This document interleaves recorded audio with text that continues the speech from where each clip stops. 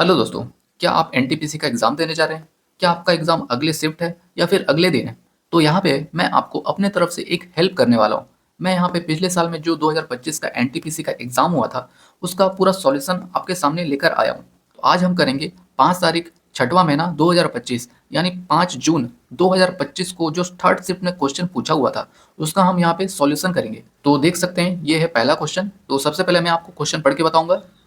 अक्षत ने अर्धवार्षिक रूप से संयोजित होने वाली 8% वार्षिक चक्रवृद्धि ब्याज पर 9,625 की धनराशि एक वर्ष के लिए निवेश की, उसको उसे कितना मिश्रधन प्राप्त होगा? तो ये है मिश्रधन पूछा है यहाँ पे, और ये चक्रवृद्धि ब्याज से रिलेटेड क्वेश्चन है। तो जो जो दिया है उसको हम लिख लेते हैं। तो ये अर्धवार्षिक यहाँ पे लिखा हुआ है, अर्धवार्षिक। जो भी ब्याज की गणना होगी अर्धवार्षिक होगी। और यहाँ पे रेट दिया है 8% और समय दिया है 1 वर्ष। तो जब भी अर्धवार्षिक हो तो ये रेट हो जाता है आधा, रेट हो जाता है आधा, तो ये 4% और ये हो जाएगा डबल, तो ये हो जाएगा 2 साल का, मतलब 2 वर्ष हो जाएगा। और जब चक्रवृद्धि ब्याज की बात हो तो ये प्रतिशत हो जाएगा, काउंट होगा 2 साल का। ये हो जाएगा 4 × 4 दशमलव आर का स्क्वायर, मतलब 4 का स्क्वायर, तो ये आ जाएगा ये प्लस आएगा दोस्तों, 4 × 4 = 8 दशमलव 4 × 4 = 16। तो 8.16% यहाँ पे ब्याज गणना होगी चक्रवृद्धि ब्याज का 2 साल में। तो यहाँ पे मैं आपको शॉर्टकट बताऊंगा। तो ये है 90,625, ये है मूलधन। तो ये हम नीचे 100 से गुणा करेंगे और हमें चाहिए, क्वेश्चन में बोला मिश्र धन। तो मिश्र धन बोला तो 108 दशमलव, इसको मतलब 8.16 को 100 से जोड़ के यहाँ पे हम 108.16 से गुणा करेंगे। तो यहाँ पे दशमलव हट जाएगा तो नीचे 100 आ जाएगा। ओके, तो ये दशमलव हट गया। अब ये आ जाएगा, ये हम 25 से काटेंगे, 25 चौक 100, 25 तिया 75, 25 तिया 75, फिर बचा 25, 15 बचा 156, तो 25 छक्के 150, फिर 6 बचा, 25 दूनी, फिर 12 बचा, तो 125 हो जाएगा। 125, 25 पंचे 125, तो ये हो जाएगा, फिर से कटेगा 25 चौक 100, 25 एकम 25, यहाँ पे मैं लिख लेता हूँ 25 एकम 25, फिर बचा 11, तो ये हो जाएगा 25 चौक 100, फिर 25 चौक 100 कितना बचा था, 112 था, तो फिर से 12 बचेगा, फिर 5 बचा तो 125, 25 पंचे 125, उसके बाद 108 गुणा 16, सॉरी 108 16, ये हो जाएगा 4 चौक 16।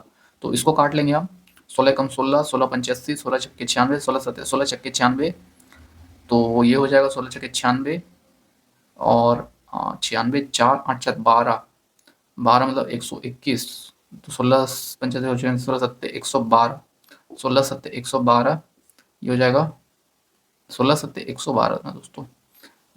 12 में 11 में से 2 गया 9, 11 में से 2 गया 9, और ये हो जाएगा 1 शून्य, तो अब बचा ये हासिल 6, तो अब बचेगा 12 पंचे 96, तो ये आ जाएगा 145 गुणा 678। तो अब हम इसका गुणा करेंगे, तो आप यूनिट डिजिट से भी चेक कर सकते हैं। तो 8 पंचे 40, यूनिट डिजिट 0 आ रहा है, तो यहाँ पे जिसका डिजिट आ रहा है 0 यूनिट डिजिट, तो ये ऑप्शन 3, तो इसका राइट आंसर हो जाएगा 3। तो थोड़ा सा यहाँ पे आपको कैलकुलेशन थोड़ा सा फास्ट करना पड़ेगा, तभी ये क्वेश्चन आप मात्र 1 मिनट या फिर 1.5 मिनट में आप कर पाएंगे। नहीं तो ये हो सकता है, अगर नॉर्मल करेंगे तो ये 2 से 3 मिनट आपका ले सकता है। तो आप यहाँ पे कैलकुलेशन थोड़ा फास्ट करेंगे तो आप इसको थोड़ा जल्दी कर पाएंगे। तो इसका राइट आंसर हो जाएगा ऑप्शन 3। तो ये है क्वेश्चन नंबर दूसरा। तो सबसे पहले मैं आपको क्वेश्चन दिखा देता हूँ और पढ़ के भी बता देता हूँ। निम्न बंटन का माध्य ज्ञात कीजिए। तो ये दिया है क्वेश्चन, यहाँ पे मैं बना लिया हूँ टेबल। तो इसका हमें माध्य निकालना है। तो हम इसका माध्य कैसे निकालेंगे, देखिए, जब भी इस तरीके का हो तो ये अंक, इसको हम बोलते हैं, मतलब इसको हम दर्शाते हैं फ्रीक्वेंसी। तो इसको हम दर्शाते हैं x से, और ये जो विद्यार्थियों की संख्या, ये फ्रीक्वेंसी हो जाएगा। ओके, और जब भी हमें माध्य निकालना है तो सब हम fx करेंगे, मतलब दोनों का गुणा। तो हम पूरा गुणा नहीं करेंगे, हम यूनिट डिजिट से हम इसका आंसर करेंगे। तो इसका यूनिट डिजिट हम कर सकते हैं 9 या 27। ओके, यूनिट डिजिट हम लेंगे सिर्फ 9 या 27 का 7। ओके, 9 या 27, तो रुकिए दोस्तों, यहाँ पे सबसे पहले मैं आपको ये बता देता हूँ इसका फॉर्मूला क्या होता है। तो समांतर माध्य का फॉर्मूला होता है, समांतर माध्य को हम ऐसे दर्शाते हैं, इसका फॉर्मूला होता है summation of F x upon summation of F. Summation of F x क्या है, जब हम एफ एक्स का गुणा करेंगे जो आएगा उसको सभी को जोड़ के यहाँ पे लिख देंगे, उसके बाद समीशन ऑफ एफ कर देंगे तो ये आ जाएगा। तो यहाँ पे यूनिट डिजिट लेंगे, 9 3 27 का 7, ये हो जाएगा 6 2 12 का 2, ये तो जीरो हो जाएगा, 9 7 63 का 3, ये भी जीरो, तो ये हो जाएगा 7 8 9 9 3 12, तो यूनिट डिजिट आ गया 12। अब हम समीशन ऑफ एफ करेंगे तो यहाँ भी हम यूनिट डिजिट लेंगे, तो समीशन ऑफ एफ ये है, मतलब ये एफ, इसका हम जोड़ेंगे यूनिट डिजिट, तो 7 9 7 16, 16 2 18, 18 3 20।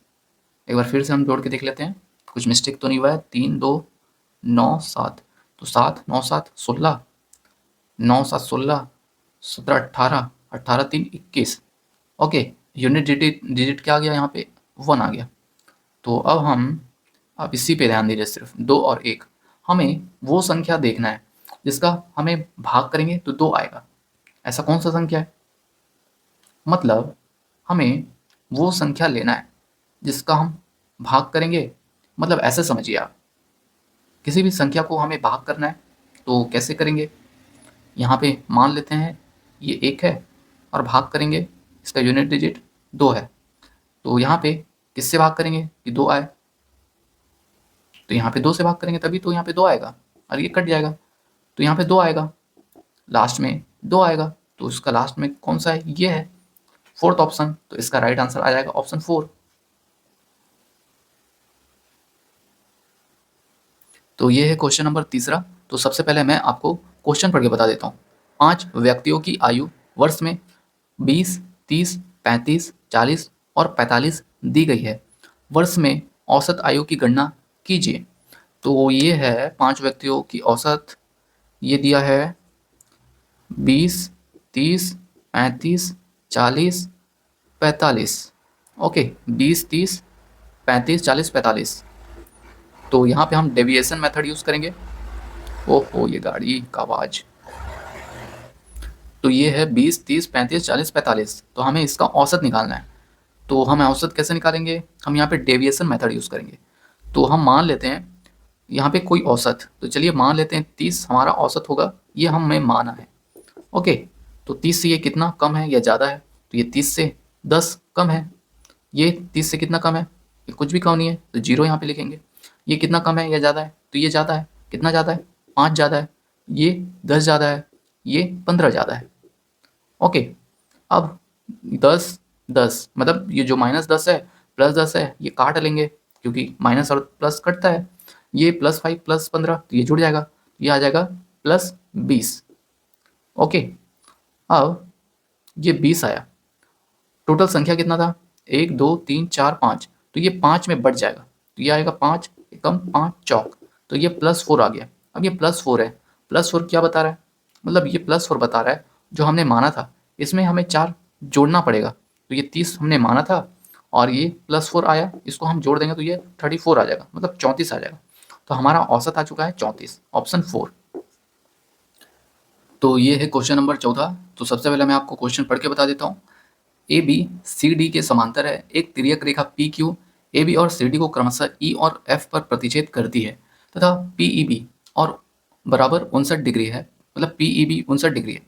जी ए बी और सी डी के बीच एक बिंदु इस प्रकार है कि बी ई जी और 50 डिग्री है, जी एफ ई 33 डिग्री है, ई जी एफ की माप कितनी है। तो जो जो क्वेश्चन में दिया है उसके हिसाब से हम डायग्राम बना लेंगे। तो ए बी सी डी के समांतर है, ए बी, ये ए बी है जिस समांतर है सी डी के, सी डी ये समांतर है। उसके बाद क्वेश्चन में बोला है एक तिर्यक रेखा पी क्यू, एक तिर्यक रेखा है, ये तिर्यक रेखा पी क्यू, ये काट रहा है ए बी और सी डी को ई और यहाँ पे एफ, ये प्रतिच्छेद कर रहा है। और बोला है उसके आगे पी ई बी, ये दिया है 59 डिग्री। उसके बाद जी है ए बी और सी डी के बीच एक बिंदु, ए बी और सी डी के बीच में एक कोई बिंदु है, मान लेते हैं यहाँ पे जी, और उसके बाद बोला है एंगल बी ई जी, बी ई जी, तो इसको मिला लेंगे हम, बी ई जी, बी ई जी ये हो जाएगा, दिया है 50 डिग्री। उसके बाद जी एफ ई 33 डिग्री, जी एफ ई ये है 33 डिग्री। तो हमें क्या निकालना है, ई जी एफ, ई जी एफ निकालना है। जो जैसे ये ई जी एफ यही निकालना है, ये जो बीच में होता है वही एंगल होता है। ओके, ये जो बीच में है जी, यही हमें निकालना है।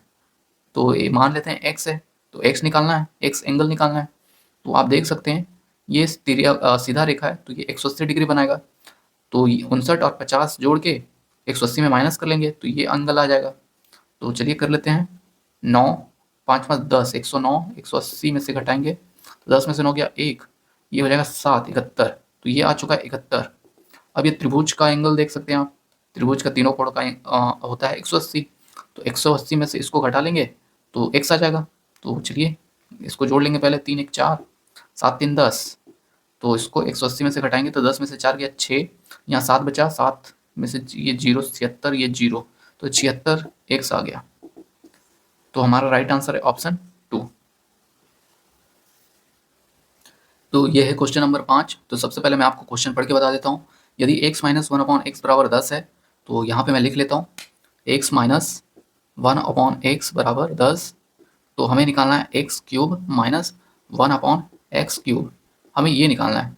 तो जैसा कि आप जानते हैं x माइनस 1/x बराबर 10 जब दिया रहता है तो हम यहाँ पे फॉर्मूला यूज़ करते हैं। तो जब भी इस तरीके से हो, x माइनस 1/x दिया है और हमें x cube minus 1/x cube निकालना है, तो हमें 10 का क्यूब करेंगे, 10 का क्यूब, और यहाँ पे माइनस है तो यहाँ पे प्लस कर लेंगे। उसके बाद 3 गुणा 10, तो ये आ जाएगा x cube minus 1/x cube, तो ये हो जाएगा 1000 और ये हो जाएगा 30। तो ये आ चुका है 1030। तो इसका मान आ चुका है 1030। तो ऑप्शन तीसरा हमारा राइट आंसर होगा। तो ये है क्वेश्चन नंबर 6वां। तो सबसे पहले मैं आपको क्वेश्चन पढ़ के बता देता हूँ। निम्नलिखित में से कौन सी संख्या 7 से विभाज्य है? तो ये है 687, 875, 894, 87। हमें बताना है इसमें से कौन सा 7 से विभाज्य है। तो चलो हम चेक कर लेते हैं 7 से भाग करके। तो 7 एकम 7, 1 बचा, ये तो 7 से भाग नहीं होगा। वैसे ही ये 7 एकम 7, 1 बचा, 7 दूनी 14, 5 बता, ये भी नहीं जाएगा। क्या ये जाएगा? 7 एकम 7, 1 बचा, 7 दूनी 14, 14 में से 17 जाएगा, 17 में से 14 जाएगा तो 3, 7 पैना 35, ये 875 जाएगा भाग 7 से। तो राइट आंसर हो जाएगा ऑप्शन 2। तो ये है क्वेश्चन नंबर 7वां।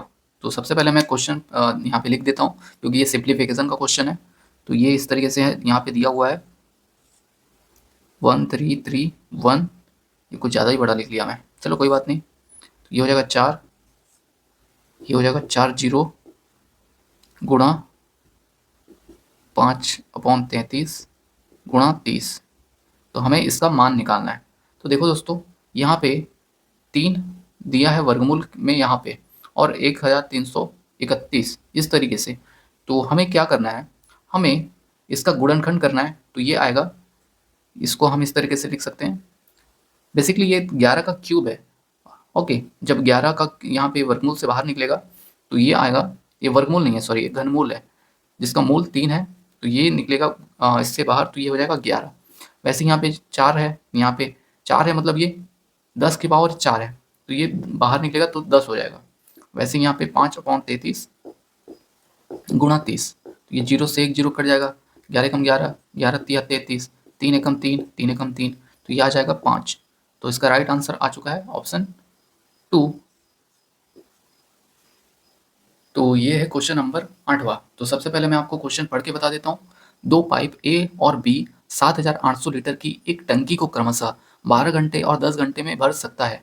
यदि उन्हें एक साथ खोल दिया जाए तो 8800 लीटर की एक खाली टंकी को भरने में उन्हें कितने घंटे लगेंगे? तो ये है नल और टंकी का क्वेश्चन। तो यहाँ पे नल एक है, मतलब पाइप एक है, पाइप ए, पाइप बी, ये 12 घंटे में भर सकता है, ये 10 घंटे में भर सकता है, और टोटल इस बार टंकी का कैपेसिटी दिया है जो कि है 7800। अब हम निकालेंगे दोनों जब एक साथ भर रहे हो तो इसका एफिशिएंसी क्या हो जाएगा, मतलब रेट 7800 अपॉन 12 से भाग देंगे। उसके बाद 7800 इसको 10 से भाग देंगे।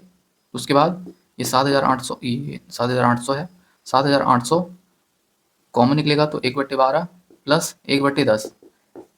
उसके बाद इसका एलसीएम ले लेंगे तो ये आएगा 12 या 36, 12 में 12 पंचे 60, तो 7800 नीचे आ चुका है 60, नीचे एलसीएम ले लेंगे तो यहाँ पे 12 5, यहाँ पे 10 छक्के 5 और 6 11, तो ये आ चुका है 7800 गुणा 11/60। तो ये रेट आ चुका है ए प्लस बी का। और क्वेश्चन में बोला है 8800 लीटर के खाली टैंक भरने में उतने कितना समय लगेगा। तो इस तरीके से जब भी हो और पूछ ले 8800 लीटर मतलब एक नया कैपेसिटी भरने में कितना समय लगेगा, तो ये हम 8800 को इससे हम डिवाइड कर देंगे तो ये आ जाएगा 7800, मतलब जो रेट होगा वो दोनों का, उसको हम यहाँ पे डिवाइड कर लेंगे तो 11, 60 ऊपर चले जाएगा तो ये 2 जीरो निपट गया, 2 जीरो यहाँ से निपट गया, 11 कम 11, 11 अठे 88। उसके बाद और किससे कट सकता है ये, तो ये कट जाएगा 2 से काटेंगे तो ये जाएगा 2 एकम 2 चौक 8, 2 एक तिया 6, एक बचा 2 नियम 18, फिर 3 एकम 3 तिया 3 दूनी, तो ये आ जाएगा 4 दूनी 8 और एक जीरो। उसके बाद 13 नीचे आ जाएगा तो 80/13 HR आ जाएगा, मतलब घंटा। 80/13 कौन सा ऑप्शन है, ये ऑप्शन 2 हमारा राइट आंसर हो जाएगा। तो ये है क्वेश्चन नंबर 9। तो सबसे पहले मैं आपको क्वेश्चन पढ़ के बता देता हूँ। किसी वृत्त में एक जीवा की लंबाई 12 सेंटीमीटर है तथा वृत्त के केंद्र से जीवा तक की लंबवत दूरी 5 सेंटीमीटर है। वृत्त की त्रिज्या ज्ञात कीजिए। तो ये है सर्कल और मतलब वृत्त का क्वेश्चन। तो ये जो जो डायग्राम में हम बना सकते हैं बना लेते हैं, क्वेश्चन में जो जो दिया है उसको डायग्राम में बना लेते हैं। तो ये एक सर्कल है, जीवा की लंबाई मतलब सर्कल में एक जिया है, सॉरी जीवा, मतलब ये इस तरीके से एक जीवा और इसका डिस्टेंस दिया है 12 सेंटीमीटर। ओके, जो भी यहाँ पे लेंथ है वो सेंटीमीटर में है। उसके बाद क्वेश्चन में बोला है वृत्त के केंद्र से, वृत्त का ये केंद्र है मान लेते हैं, केंद्र से जीवा तक की लंबवत दूरी, लंबवत बोल दिया तो यहाँ से इसका बीच से आएगा, मतलब ये 90 डिग्री, ये है 5 सेंटीमीटर। ओके, उसके बाद हमें निकालना है त्रिज्या। तो इसको जब हम मिला लेंगे तो ये आ जाएगा त्रिज्या। ओके, जब त्रिज्या ये मिला लिए तो हम देख पा रहे हैं कि ये एक राइट एंगल ट्रायंगल बन गया। तो ये इसको 12 को दो दो दो जगह में बांट लेगा, मतलब दो दो पार्ट में बांट लेगा। ये होगा 6, ये हो जाएगा 6, इस साइड का 6, इस साइड का 6। उसके बाद ये 6, ये 5, ये कितना हो जाएगा, हम यहाँ पे पाइथागोरस लगा सकते हैं। जैसे ये है ना, इस तरीके से यहाँ पे है तो ये 5 है, ये 6 है, तो यहाँ पे कर्ण हम निकाल सकते हैं। तो ये क्या आएगा, इसका मतलब ये रेडियस है, रेडियस का स्क्वायर बराबर 6 का स्क्वायर 36 प्लस 5 का स्क्वायर 25, दोनों को जोड़ के हम वर्गमूल ले लेंगे तो ये आ जाएगा 6 5 1 हासिल 1, 3 2 5 1 6। ओके, तो अब यहाँ पे हम इसका एग्जैक्ट हम नहीं निकाल पाएंगे, हम क्या करेंगे, हम यहाँ पे अप्रोक्सीमेट लेंगे। तो अगर यहाँ पे वर्गमूल 6 होता तो 6 6 36, अगर ज़्यादा भी होता 6 से ज़्यादा मान लेते हैं 7 होता तो 37 37 49, तो 7 से ज़्यादा आएगा, है ना, 7 से ज़्यादा आएगा। तो 37 37 49, अगर 8 से 8 होता तो 8 8 64, तो ये 8 से कम आ रहा है, मतलब 64 से कम आएगा। तो ये नहीं होगा, ये भी नहीं होगा, 6 भी नहीं होगा। क्यों, अगर 6 रहता, सिर्फ 6 रहता तो 6 6 36, अगर 7 रहता तो 37 37 49, तो 7 से भी ज़्यादा ही आ रहा है, तो 7 से ज़्यादा ये है, तो ऑप्शन 2 हमारा राइट आंसर हो जाएगा। तो ये है क्वेश्चन नंबर 10वां। तो सबसे पहले मैं आपको क्वेश्चन पढ़ के बता देता हूँ। सबसे बड़ा अनुपात निम्नलिखित में से कौन सा है। तो ये दिया है 4 ऑप्शन, इसमें हमें बताना है सबसे बड़ा अनुपात कौन सा है। तो यहाँ पे हम सिंपल लॉजिक लगाएंगे, हमें सबसे बड़ा निकालना है, तो जिसका सबसे अंतर कम होगा वही सबसे बड़ा होगा।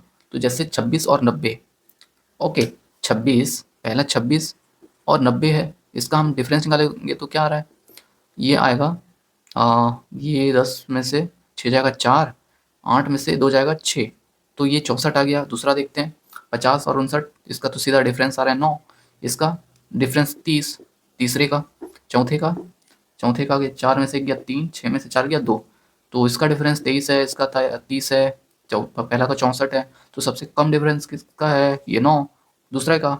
तो यही हमारा राइट आंसर होगा, मतलब सबसे बड़ा अनुपात ऑप्शन 2 होगा। तो ये है क्वेश्चन नंबर 11। तो यहाँ पे मैं क्वेश्चन पढ़ लेता हूँ सबसे पहले। यदि द्विघात समीकरण के मूलों का योगफल और गुणनफल क्रमशः 4-3√2 और -28 है तो द्विघात समीकरण ज्ञात कीजिए। तो यहाँ पे द्विघात समीकरण का एक स्टैंडर्ड फॉर्मूला सबसे पहले लिख लेता हूँ। फॉर्मूला मतलब standard form ax² plus bx plus c बराबर 0। ये होता है स्टैंडर्ड फॉर्म द्विघात समीकरण का। तो यहाँ पे क्वेश्चन में दिया है इसका योगफल और गुणनफल। तो जब हम इसका स्टैंडर्ड फॉर्म से हम गुणनफल और योगफल हम निकालते हैं तो ये कुछ इस तरीके का आता है। अगर इसका मूल हो गया, मूल यहाँ पे अल्फ़ा प्लस बीटा आता है -b/a और इसका गुणनफल आता है अल्फ़ा बीटा बराबर आता है c/a। तो यहाँ पे आप देख सकते हैं क्वेश्चन में दिया है अल्फ़ा प्लस बीटा, ये दिया है 4-3√2। उसके बाद अल्फ़ा बीटा दिया है -28।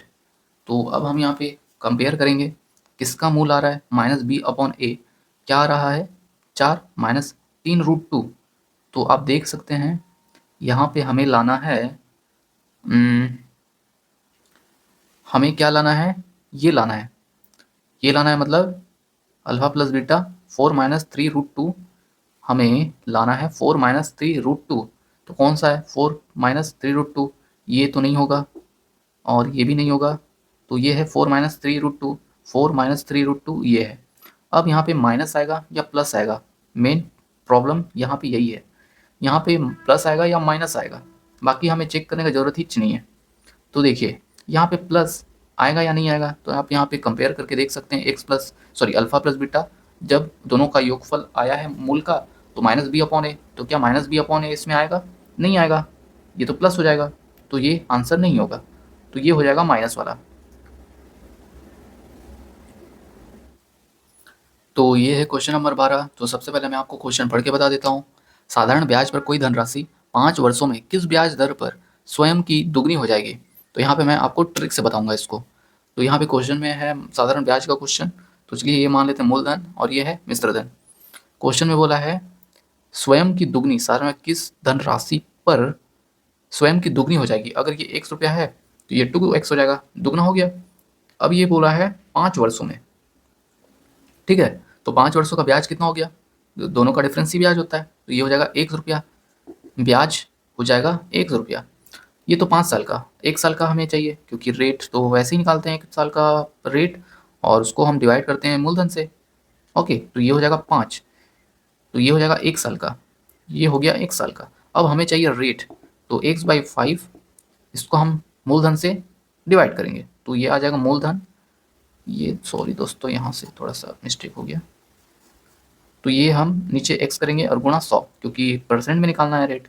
तो ये x/5, ये x/5, x/1 तो 1/x हो जाएगा गुणा 100। तो x से x कट गया, सॉरी ये 5 रहेगा, x ये x कटा तो 100/5 तो ये आ जाएगा 20%। तो हमारा राइट आंसर आ जाएगा ऑप्शन 2। तो दोस्तों ये है अगला क्वेश्चन। तो ये शायद क्वेश्चन नंबर 13 हो सकता है, बट अभी मुझे नंबरिंग याद नहीं, तो आप ऊपर देख सकते हैं। तो यहाँ पे क्वेश्चन में बोला है एक टेस्ट में 5 विद्यार्थियों द्वारा प्राप्त अंक 45, 67, 80, 56 और 72 है। अंक का परिसर ज्ञात कीजिए। अंक का परिसर जब भी बोल दे तो सबसे बड़ा और सबसे छोटा का हम माइनस करेंगे। तो सबसे बड़ा क्या है 80 और सबसे छोटा क्या है 45। तो इसका हम अंतर निकालेंगे तो ये आएगा 10 में से 5 गया 5, ये हो जाएगा 7 में 4 गया 3। तो यही उसका परिसर हो जाएगा। तो ऑप्शन 4 हमारा राइट आंसर होगा। तो ये है क्वेश्चन नंबर 14। तो सबसे पहले मैं आपको क्वेश्चन पढ़ के बता देता हूँ। एक ऊर्ध्वाधर छड़ की लंबाई और उसकी छाया का अनुपात 2:√12 है और सूर्य का ओनियन कोण ज्ञात कीजिए। तो हमें सूर्य का ओनियन कोण ज्ञात करना है। तो क्वेश्चन में जो जो दिया है उसके हिसाब से हम डायग्राम बनाते हैं। सबसे पहले ऊर्ध्वाधर छड़ की लंबाई, ये है ऊर्ध्वाधर छड़ की लंबाई। उसके बाद बोला है उसकी छाया, इसकी छाया कैसे बनेगी, अगर सूरज यहाँ पे है तो इसकी छाया बनेगी ऐसे, ये हो जाएगा उसकी छाया, ये हो गया छाया। तो यहाँ पे क्वेश्चन में दिया है उसका अनुपात, तो लंबाई है 2 और इसका छाया हो गया √12। ओके, तो अब देख सकते हैं ये, इसको हम लिख सकते हैं 4 × 12 तो ये हो जाएगा 2√3। ओके, तो हम यहाँ से रेशियो भी ले सकते हैं, 2 से 2 कट जाएगा तो ये 1 आएगा, ये √3 यहाँ पे आ गया। ओके दोस्तों, इसको लिखने की ज़रूरत नहीं। तो 1 यूनिट ये है, ये √3, 1 यूनिट ये है, उसके सामने ये 30 डिग्री हो जाएगा, और ये √3 है तो इसके सामने ये 60 डिग्री हो जाएगा। और क्वेश्चन में बोला सूर्य क्या ओनियन कोड, तो ये ओनियन कोड ये हो गया, तो ये 30 डिग्री हमारा राइट आंसर होगा, ऑप्शन 4। तो ये है अगला क्वेश्चन, तो ये शायद क्वेश्चन नंबर 15 है, बट मुझे अभी याद नहीं कौन सा ये नंबरिंग है, तो आप देख लीजिएगा ऊपर में। तो सबसे पहले मैं आपको क्वेश्चन पढ़ के बता देता हूँ। एक चुनाव में 2 उम्मीदवार थे, एक उम्मीदवार को 48% वोट मिले और वह दूसरे उम्मीदवार से 756 वोटों से हार गया। डाले गए कुल वोटों की संख्या ज्ञात कीजिए। तो ये मान लेते हैं टोटल वोट हो गया ये, टोटल वोट हो गया ये, उसके बाद 2 उम्मीदवार है, उम्मीदवार ये एक हो गया, उम्मीदवार 2। अब क्वेश्चन में बोला है एक उम्मीदवार को 48% वोट मिला, अगर इसको 48 मिला तो इसको कितना मिलेगा, इसको 52 मिलेगा। और क्वेश्चन में बोला है दूसरे उम्मीदवार से 756 वोटों से हार गया, ये हार गया, कितना वोटों से हारा, 756। तो यहाँ पे डिफरेंस कितना है, 4। ओके, 4% इसका डिफरेंस है, तो वही 756 का मान दिया है 4%, और हमें निकालना है 100% का मान। तो ये 4, ये 25, तो 756 गुणा 25, तो 25 से गुणा करेंगे इसका, तो 25 छक्के 150 हासिल 15, 25 पंचे 125 और 15 140 का शून्य हासिल 4, 25 सत्ते 175 और 4 175 और 4, 25 पंच छक्के 150 का शून्य हासिल 15, 25 पंचे 125 और 15 30, 140 का शून्य हासिल 14, 25 सत्ते 175 तो ये आ जाएगा 5 4 9 7 1 8 और 1 189। तो ये आ चुका है 18,900 टोटल वोट। क्वेश्चन में क्या पूछा था, डाले गए कुल वोटों की संख्या, तो 18,900 हमारा राइट आंसर होगा, ऑप्शन 3। तो ये है क्वेश्चन नंबर 16। तो सबसे पहले मैं आपको क्वेश्चन पढ़ के बता देता हूँ। लाल हरे और गुलाबी टोकन वाले एक बैग में लाल और हरे टोकन का अनुपात 7:20 है, जबकि गुलाबी और लाल टोकन का अनुपात 15:12। हरे और गुलाबी टोकन का अनुपात कितना है। तो यहाँ पे हम जो जो क्वेश्चन में दिया है वो लिखते हैं। सबसे पहले लाल और हरे टोकन, लाल और हरे टोकन का अनुपात है 7:20, और क्या है, लाल गुलाबी और लाल, गुलाबी और लाल, ये हमें दिया है 15:12। ओके, और हमें क्या निकालना है, हरे और गुलाबी का निकालना है। तो तीनों का यहाँ पे सबसे पहले निकालेंगे, लाल हरा गुलाबी, ठीक है। लाल यहाँ पे है, लाल यहाँ पे है, तो एक काम करते हैं, गुलाबी को यहाँ से हटा के गुलाबी इधर लिखते हैं। उसके बाद लाल और हरा, लाल कितना है 7 है, हरा कितना है 20 है, यहाँ पे दिया है गुलाबी 15 और लाल 12, उसके नीचे लिखेंगे 12 और ये 15। ओके, अब हम ये यहाँ पे खाली जगह तो इसको साथ में यहाँ खसका देंगे 7, और ये 12 इधर खसका देंगे। तो इसके बाद गुणा करेंगे। उससे पहले हम देख लेते हैं पूछा क्या है, हरा और गुलाबी, हरा और गुलाबी पूछा है तो इसको हम छोड़ देंगे। हरा कितना आ जाएगा, 12 दाम 12 सौ 12 24 240, 12 पंजा 15 15 सत्ते 105, तो हरा आ जाएगा 240। ओके, हरा 240 और लाल सॉरी गुलाबी, गुलाबी की निकालना है, हरा और गुलाबी निकालना है, हरा और गुलाबी, तो ये 105। अब हम इसको भाग करेंगे 15 से, जाएगा क्या, 15 एकम 15, 15 एकम 15, 9 बचा 9 15 15 छक्के 90, 15 सत्ते 105, तो 16:7 आ चुका है हरा और गुलाबी का, 16:7 ऑप्शन दूसरा। तो ये है क्वेश्चन नंबर 17। शायद ये क्वेश्चन नंबर 17 है या 18, अभी मुझे याद नहीं आ रहा है। तो आप ऊपर देख सकते हैं। तो सबसे पहले आप क्वेश्चन भी देख सकते हैं कि ये तो सिंप्लीफिकेशन का क्वेश्चन है। तो यहाँ पे मैं बना लेता हूँ 144 भागित,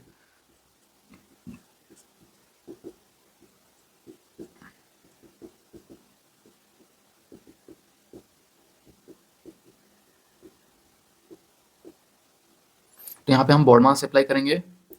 बॉड मास में सबसे पहले ब्रैकेट, तो यहाँ पे देख सकते हैं ये बड़ा ब्रैकेट है, बड़ा ब्रैकेट के अंदर जो सबसे छोटा ब्रैकेट है उसका हम आउट करेंगे, तो 9 2 11, 11 में से 8 जाएगा, ये हो जाएगा -3, 5 में से -3 तो ये हो जाएगा 2, सात सात 14, 14 में से 2 गया 12, तो ये आ चुका है 12। तो 8/4 गुणा 12, 4 4 दूनी 8, 12 दूनी 24 आ चुका है यहाँ पे। तो ये बड़ा ब्रैकेट आ चुका है 12 भागित, ये पहले से था 144, तो 144 को भाग करेंगे अब 24 से, तो 12 दूनी 24, तो ये जाएगा 12, फिर 2 एकम 2, तो ये जाएगा 6। तो इसका आंसर आ चुका है ऑप्शन 2। तो ये है क्वेश्चन नंबर 18। तो सबसे पहले मैं आपको क्वेश्चन पढ़ के बता देता हूँ। यदि दो संख्या का अनुपात 17:6 तथा उनके लसप और मसप का गुणनफल 102, तो लसप तथा मसप का व्युत्क्रम का योगफल कितना होगा? तो हमें निकालना क्या है, एलसीएम, मतलब इसका व्युत्क्रम एलसीएम प्लस एचसीएफ का योग। तो इसको हम सॉल्व कर लेते हैं, तो ये आएगा एलसीएम गुणा एचसीएफ, ये हो जाएगा एलसीएम प्लस एचसीएफ। ओके, तो यहाँ पे आप क्वेश्चन में देख सकते हैं हमें ये निकालना है। तो क्वेश्चन में दे दिया है नीचे 102। देखो दोस्तों, हमें निकालना है इसका व्युत्क्रम का योग, तो नीचे 102 आ रहा है। अब जिसका ऑप्शन 102 नीचे होगा वही आंसर होगा। तो आप यहाँ देख सकते हैं सिर्फ ऑप्शन 1 ही आ रहा है नीचे 102। आप देख सकते हैं ये 102, तो यही इसका राइट आंसर होगा, और ज़्यादा कुछ करने की ज़रूरत नहीं है आपको। ओके, तो ये है अगला क्वेश्चन। तो सबसे पहले मैं आपको क्वेश्चन पढ़ के बता देता हूँ। 10 सेंटीमीटर त्रिज्या के एक ठोस धात्विक गोले को पिघलाकर उससे 125 एक समान गोले बनाए जाते हैं। मूल गोले के पृष्ठ क्षेत्रफल और उस प्रकार बने 6 छोटे गोले के कुल पृष्ठीय क्षेत्रफल का अनुपात कितना है? तो यहाँ पे गोले को जब पिघलाता है तो एक छोटा गोला बनाता है, 125 छोटा गोला बनाता है। तो यहाँ पे वॉल्यूम कांस्टेंट होगा। ओके, शुरू का वॉल्यूम कितना है? इसका वॉल्यूम हो जाएगा 4/3 पाई आर क्यूब। आर कितना है? पाई आर क्यूब, मतलब 10 का क्यूब। उसके बाद ये इक्वल होगा जो पिघलाकर जिससे 125 एक समान गोले बनाएंगे, तो उसका गोला का हो जाएगा फॉर्मूला 4/3 पाई आर क्यूब। ये इसका तो रेडियस पता नहीं है तो वैसे ही लिख लेंगे। तो ये कट जाएगा 4/3 पाई से ये पाई कट जाएगा, तो यहाँ से आर आ चुका है हमारा, ये 125 ये भी होगा। ओके, 125 एक समान गोले बन रहा है, तो ये हो जाएगा 10 का क्यूब, और ये नीचे आ जाएगा, तो ये तो 5 का क्यूब है, तो इसको हम ऐसे लिख लेंगे। तो ये 10 का क्यूब 10/5 इसका क्यूब। ओके, हाँ ये भी भूल गए थे यहाँ पे लिखना आर क्यूब, तो आर आ जाएगा यहाँ पे 5 चिकन 5, 5 दूरी 2 का क्यूब, मतलब 2 आएगा रेडियस। अब क्वेश्चन में बोला है मूल गोले का पृष्ठीय क्षेत्रफल।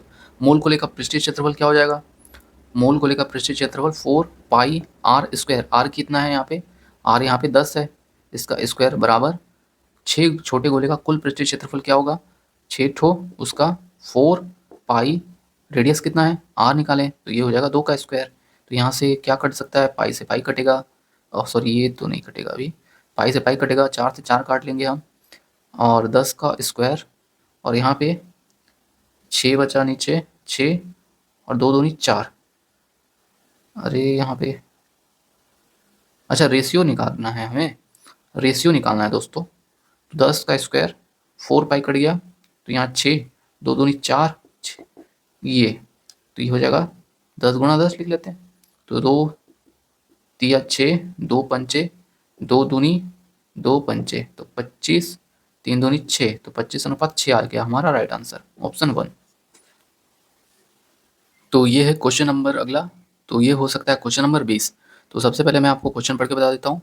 व्यक्तियों की एक समूह में पुरुष, महिला और बच्चे शामिल है। उनमें से 20% पुरुष और 50% महिलाएं हैं। बाकी बच्चे हैं। उनका औसत वजन क्रमशः 45, 50, 55 सॉरी 50 केजी है। समूह का औसत वजन ज्ञात कीजिए।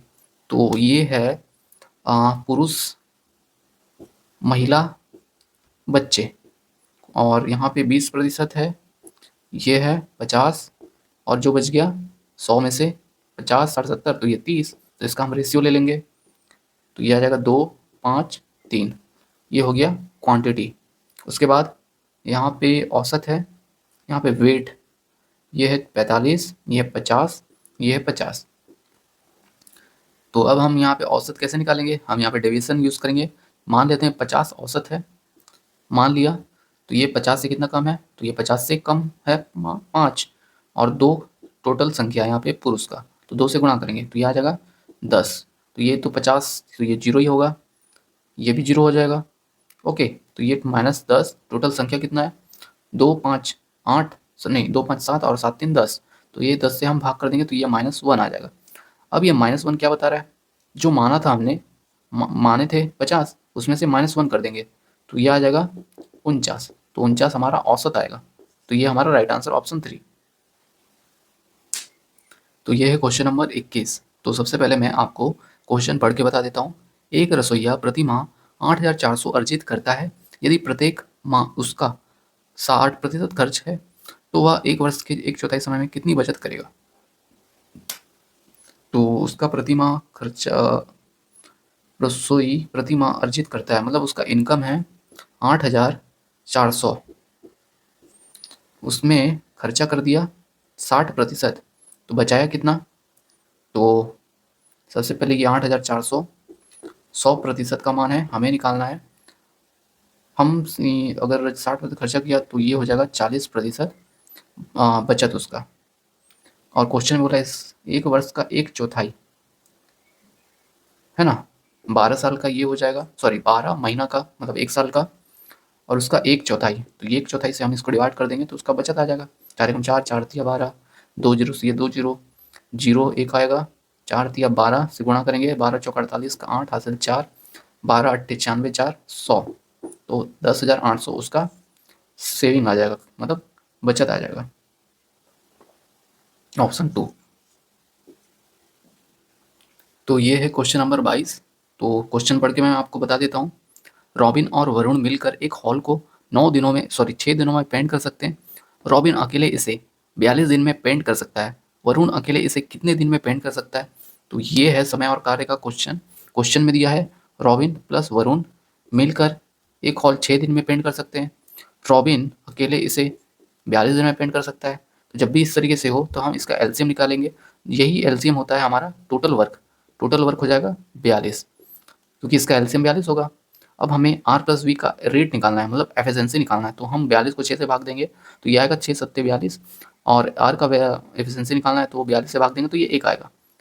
अब यहाँ पे सबका अलग अलग एफिशिएंसी निकालेंगे। आर का एफिशिएंसी तो 1 आ चुका है। जब आर का एफिशिएंसी 1 आ चुका है और दोनों का 7 है तो वी का 6 आ जाएगा। वी मतलब वरुण, और क्वेश्चन में बोला है वरुण अकेले इसे कितने दिन में पेंट कर सकता है, तो टोटल 42 है, मतलब टोटल वर्क 42 है, इसे करने में कितना दिन लगेगा। तो वी का एफिशिएंसी ले लेंगे 6, तो ये आएगा 6 सत्ते 42, तो ये आएगा 7। तो हमारा राइट आंसर आ जाएगा ऑप्शन 2। ये मतलब वो वरुण अकेले 7 दिन में पेंट कर सकता है। तो ये है अगला क्वेश्चन। तो आप यहाँ पे नंबरिंग देख सकते हैं, शायद ये क्वेश्चन नंबर 23 है। तो आपको मैं सबसे पहले क्वेश्चन पढ़ के बता देता हूँ। अरविंद की आयु अब 40 वर्ष है और आशा की आयु 25 वर्ष है। अब से कितने वर्ष पहले अरविंद की आयु आशा की आयु की 4 गुनी थी। तो यहाँ पे वर्तमान में दिया है, वर्तमान उम्र अरविंद का 40 वर्ष, आशा का 25 वर्ष। तो यहाँ से हम रेशियो भी ले सकते हैं। तो यहाँ पे रेशियो ले लेके चलिए ले लेते हैं 5 अट्ठे 5 बच्चे, तो ये रेशियो आ चुका है 8:5। नहीं लेंगे तो भी चलेगा। तो यहाँ पे बोला है कितने, अब से कितने वर्ष पहले अरविंद की आयु आशा की आयु की 4 गुनी थी। तो चलिए मान लेते हैं ये जो वर्तमान है, अब से कितने वर्ष अरविंद की आयु, मान लेते हैं 1 वर्ष पहले, ठीक है। 1 वर्ष पहले जो है अरविंद की आयु आशा की आयु का 4 गुना, आशा की आयु कितना है 5 है, ओके 5 है। कितने वर्ष पहले, 1 वर्ष पहले माने थे, और कितना है 4 गुना है, ओके। यहाँ पे हमने 1 वर्ष पहले मान लिए थे, ठीक है। और कितना था, ये हो गया अरविंद का आयु 1 वर्ष पहले, और ये जो है आशा की आयु 1 वर्ष पहले, तो दोनों का सॉरी इसका 4 गुना है।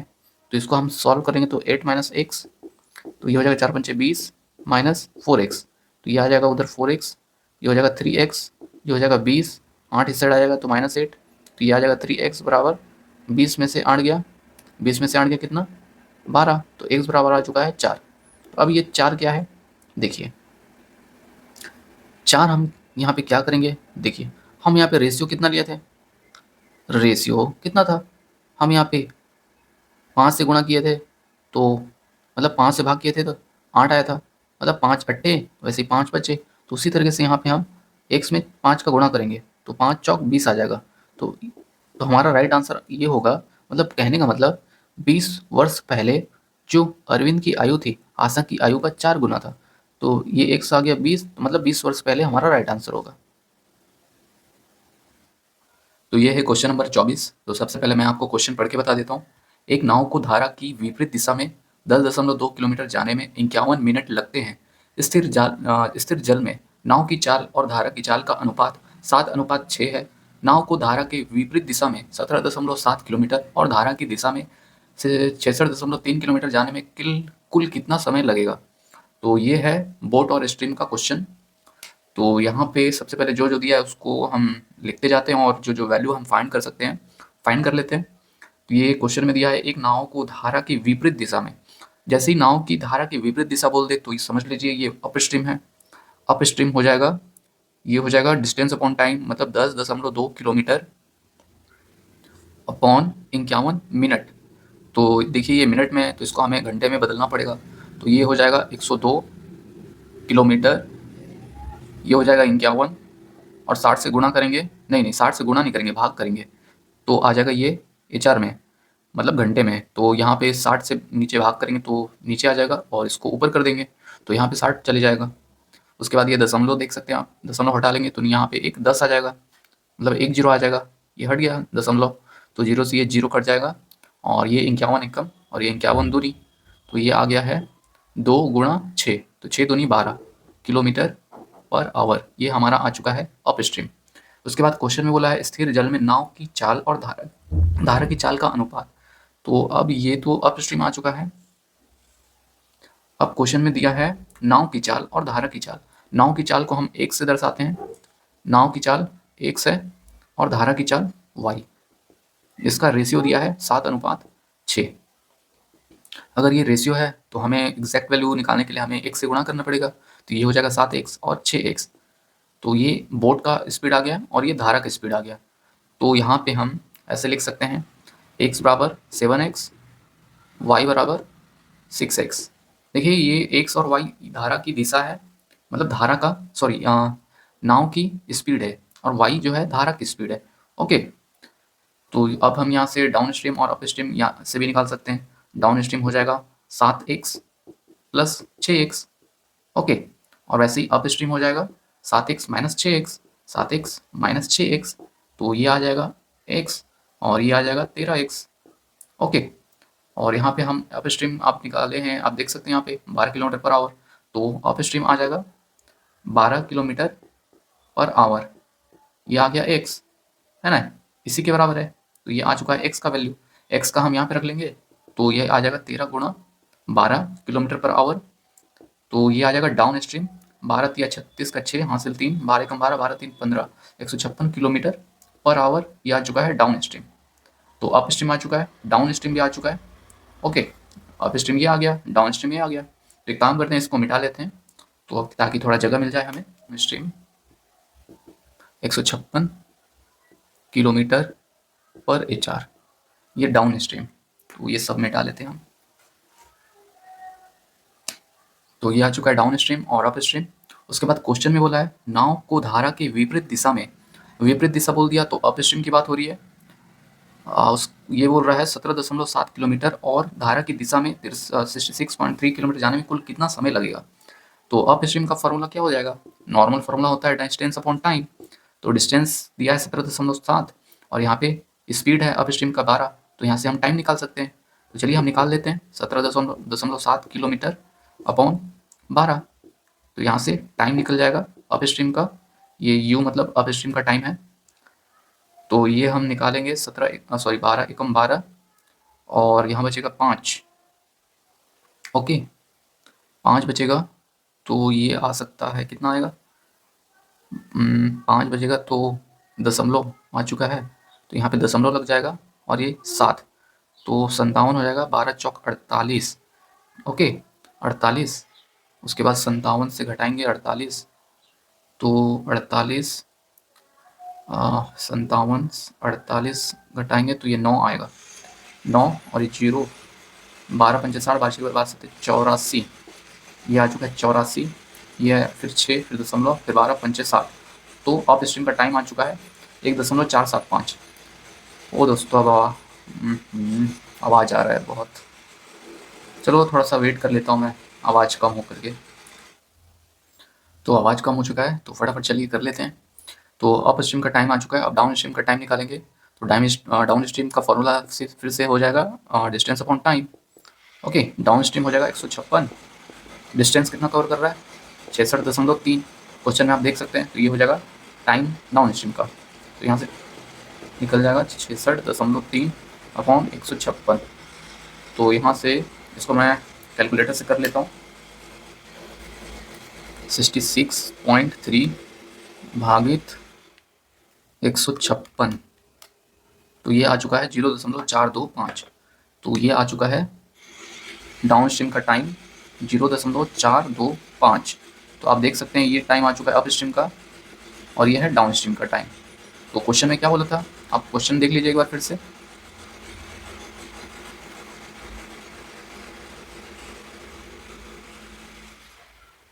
तो क्वेश्चन में बोला था नाव को धारा की विपरीत दिशा और धारा की दिशा में जाने में कुल कितना समय लगेगा, तो दोनों को जोड़ लेंगे। तो 0.425, तो 5 5 का शून्य हासिल 1, 7 3 10 का शून्य हासिल 1, 4 4 8 1 9 दशमलव ये 1।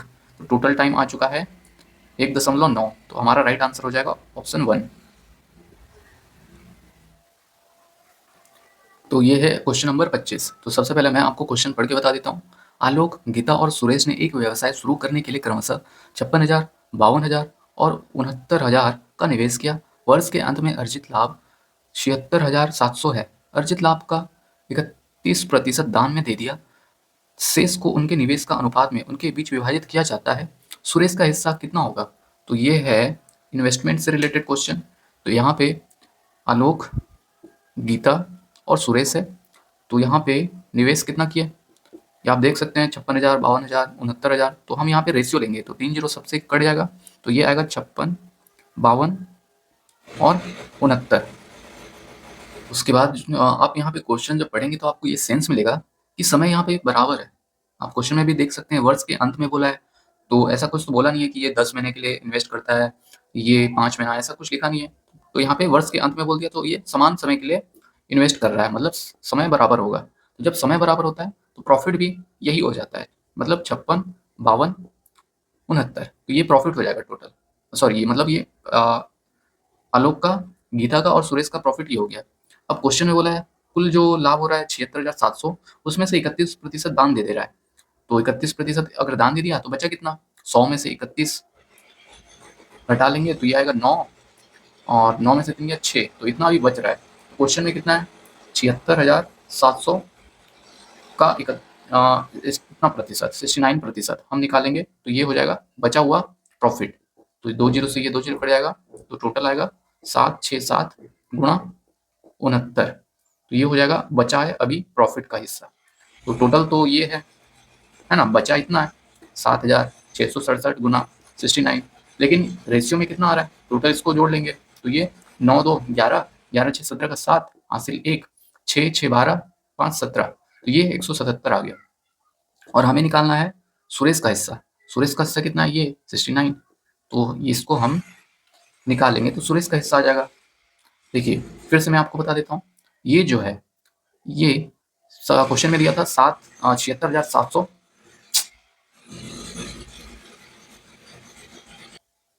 चलो दोस्तों, आवाज़ तो आ ही रहा है, इसमें कुछ कर नहीं सकते।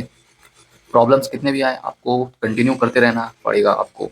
ओके, आपको फाइट करते रहना पड़ेगा। प्रॉब्लम्स चाहे कैसा भी आए, छोटा है बड़ा है, कोई फ़र्क नहीं पड़ता, आपको आगे हमेशा बढ़ते रहना पड़ेगा। तो चलिए इग्नोर करते हैं आवाज़ को।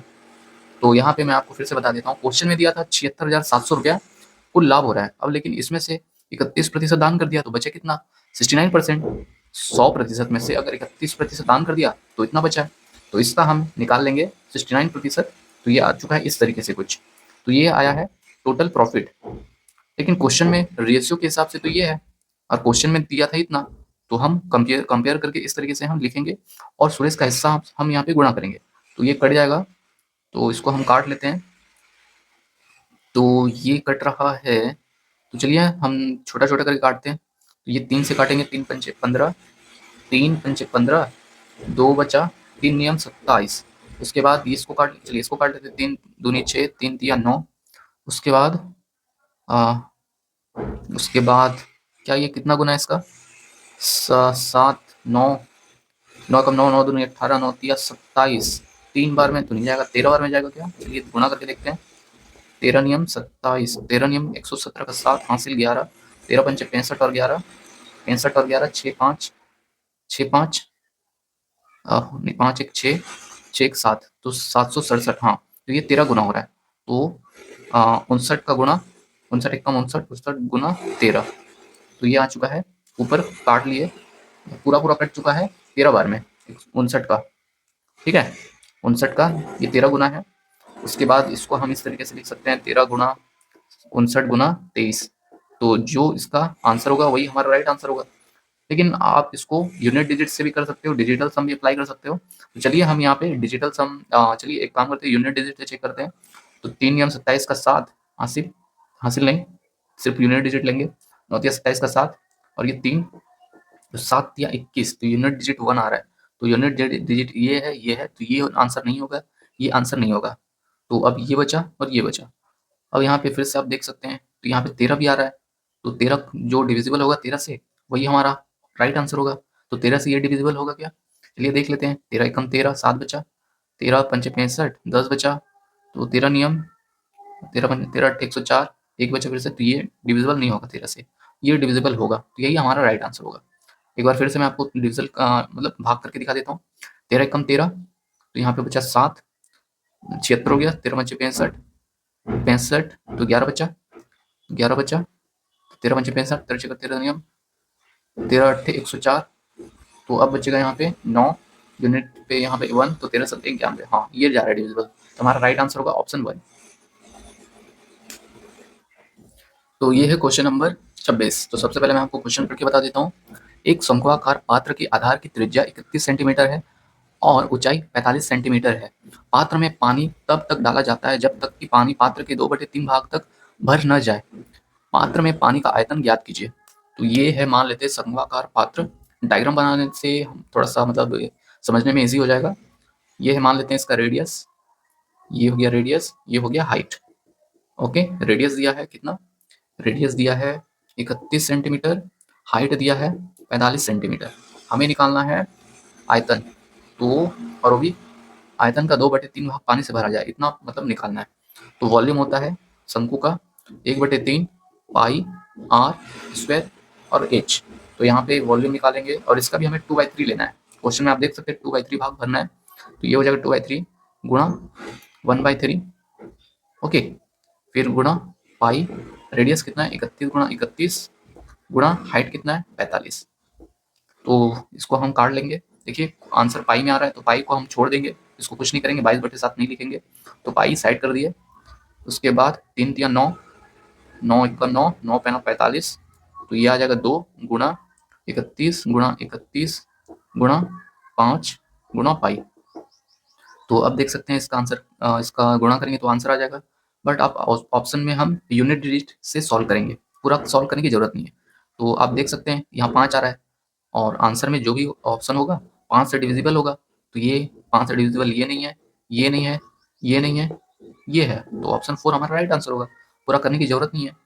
ओके, तो ये है क्वेश्चन नंबर 27। तो सबसे पहले मैं आपको क्वेश्चन पढ़ के बता देता हूँ। एक वस्तु 1300 में खरीदी गई, इसकी कीमत 35% अधिक अंकित की गई। इसके बाद इसे अंकित मूल्य पर 20% की छूट पर बेचा गया। इस सौदे में प्रतिशत लाभ कितना था? तो सबसे पहले जो जो दिया है उसको लिख लेते हैं। 1300 में खरीदी गई मतलब क्रय मूल्य है, कॉस्ट प्राइस 1300। उसके बाद कीमत जो है ये 35% अधिक अंकित किया गया था। तो यहाँ पे मार्क प्राइस हमें निकालना पड़ेगा क्योंकि अंकित किया क्या बोल रहा है। तो मार्क प्राइस निकालने के लिए हमें ये जो दिया है ये 100 का मान है और हमें अंकित मूल्य 35% अधिक अंकित करना है। तो 135 से हम गुणा करेंगे, तो ये 2 जीरो से 2 जीरो निपट जाएगा। उसके बाद इसका गुणा करेंगे 13 पंचे 65, 13 पंचे 65 का 5 हासिल 6, 13 तिया 39, 39 6 45 का 5 हासिल 4, 13 कम 13, 13 4 17। तो ये आ जाएगा मार्क प्राइस। मार्क प्राइस आ चुका है 1755। या फिर आप पूरा मत लिखिए, इसी को ऐसे ही रहने दीजिए। इसका हमें फायदा होगा कि हमें कटने में आसानी हो जाएगा। ओके, तो आप एक काम करिए, इसको ऐसे ही रहने दीजिए। ओके, इसको आप एक काम करिए, अभी देखो मैं बताता हूँ इसका फ़ायदा क्या होगा।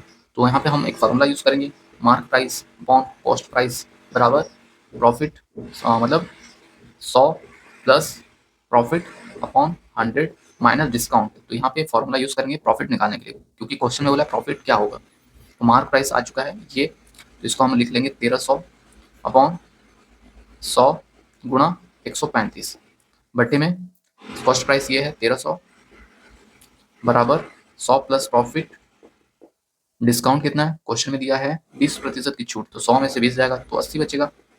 तो उसके बाद आप देख सकते हैं ये इससे ऐसे कट जाएगा और ये कट जाएगा। आप इसको काट सकते हैं 5 से, 5 दूनी 10, 3 बचा, 5 सत्ते 35। उसके बाद ये बचेगा 5 से ये 20 बार। तो एक काम करते हैं, इसको अच्छे से लिख सकते हैं हम, ये हो जाएगा 20 बराबर 100 प्लस पी अपॉन 80। तो ये भी कट जाएगा 20 चौक, तो ये गुणा करेंगे 4 सत्ते 28 का 8, यहाँ से 2, 4 दूनी 8 10, तो 108 बराबर 100 प्लस पी। तो प्रॉफिट यहाँ पे आ जाएगा 100 इस साइड चले जाएगा तो 8 बचेगा यहाँ पे, तो 8% हमारा प्रॉफिट होगा। तो कौन सा है ऑप्शन? ऑप्शन 2 है। तो ये है क्वेश्चन नंबर 28। तो सबसे पहले मैं आपको क्वेश्चन पढ़ के बता देता हूँ।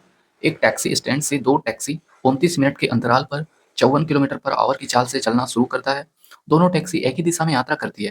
टैक्सी स्टैंड की ओर विपरीत दिशा से आ रहा एक आदमी 12 मिनट के अंतराल पर टैक्सियों से मिलता है। आदमी की चाल ज्ञात कीजिए। तो यहाँ पे हम डायग्राम बनाने की कोशिश करते हैं और समझने का प्रयास करते हैं। तो चलिए मान लेते हैं ये एक स्टैंड है, यहाँ से टैक्सी जा रहा है।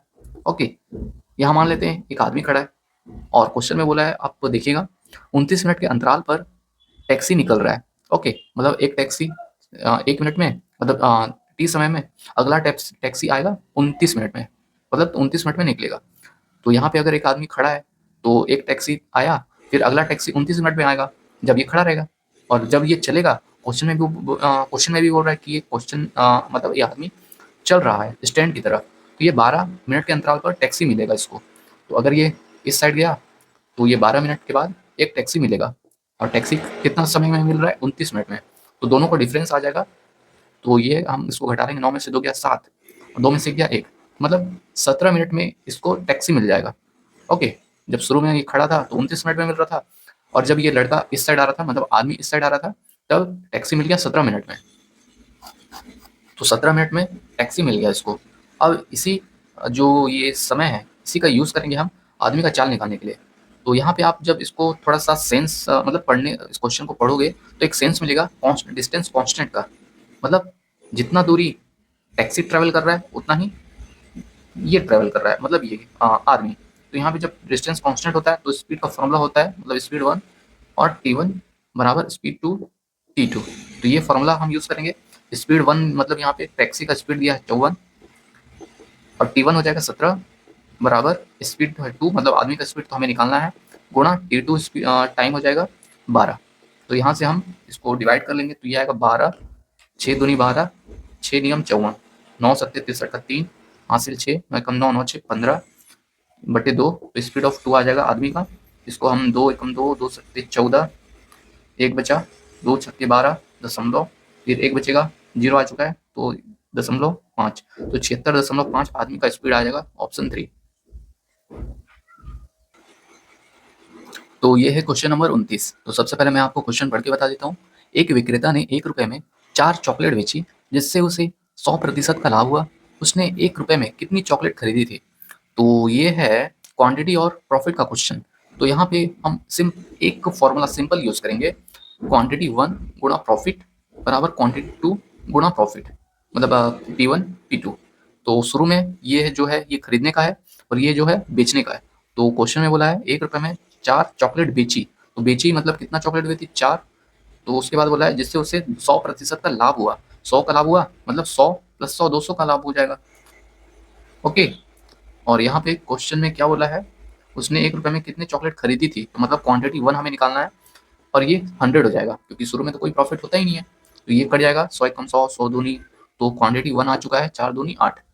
ओके, तो शुरू में 8 चॉकलेट इसके पास था, तो राइट आंसर हो जाएगा ऑप्शन 4। तो ये है क्वेश्चन नंबर 30। तो सबसे पहले मैं आपको क्वेश्चन पढ़ के बता देता हूँ। यदि किसी विस्तर का विक्रय मूल्य प्रारंभिक मूल्य का 2 गुना है तो लाभ प्रारंभिक मूल्य से 10 गुना है। प्रारंभिक लाभ प्रतिशत ज्ञात कीजिए। तो ये देख सकते हैं इस तरीके का क्वेश्चन है, इसमें हमें प्रारंभिक लाभ प्रतिशत ज्ञात करना है। तो इसका आंसर आप कमेंट करके बताओ। ओके, इसका आंसर आप कमेंट करके बताओ। तो दोस्तों, एनटीपीसी 5 जून 2025 को जो मैथ्स का क्वेश्चन पूछा हुआ था, तो पूरा 30 क्वेश्चन हम कर चुके हैं। तो मैं उम्मीद करता हूँ आपको ये 30 क्वेश्चन आपको समझ में आया होगा। तो अगर आपको कोई क्वेश्चन में प्रॉब्लम है या डाउट है तो आप ज़रूर मुझसे पूछ सकते हैं। ओके, तो चलिए अब हम अगले शिफ्ट का हम सॉल्यूशन करेंगे। Thank you.